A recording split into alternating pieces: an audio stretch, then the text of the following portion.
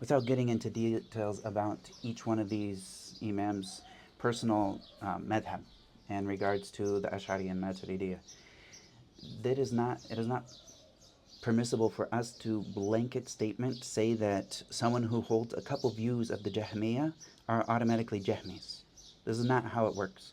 The Jaḥmiyyah had many statements that are all based on philosophy, that this whole package as a whole, yes, you can call this the Jaḥmiyyah. But when you take a statement here and there that agrees with the Jaḥmiyyah in a certain place, then this is what you would call like a maqal. You'd say like this is something that is said in a view of theirs, but you can't say that just because a person holds one or two of their views, automatically this person's a Jaḥmī, because there's a massive amount of different views that they hold that are in opposition to the Jaḥmiyyah, and they totally refute the Jaḥmiyyah in their own way. And you'll find that they go against the Jaḥmiyyah all the time. So to say that they're from the Jaḥmiyyah, they're refuting them themselves. Did they fall into some of their issues? Maybe. But this is not the thing that would allow us to then just call them Jaḥmīs.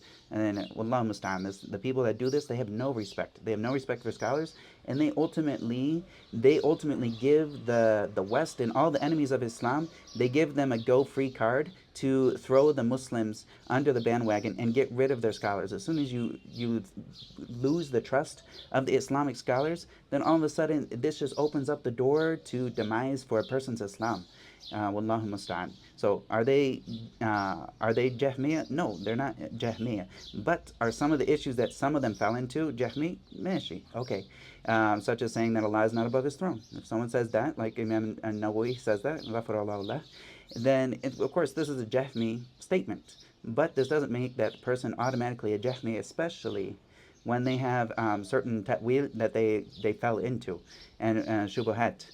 And when it comes to Imam al-Nawawī, just to clear things up, some of the major points of the Jaḥmiyyah that Imam Bukhari was debating was the fact, does Allah speak with sound?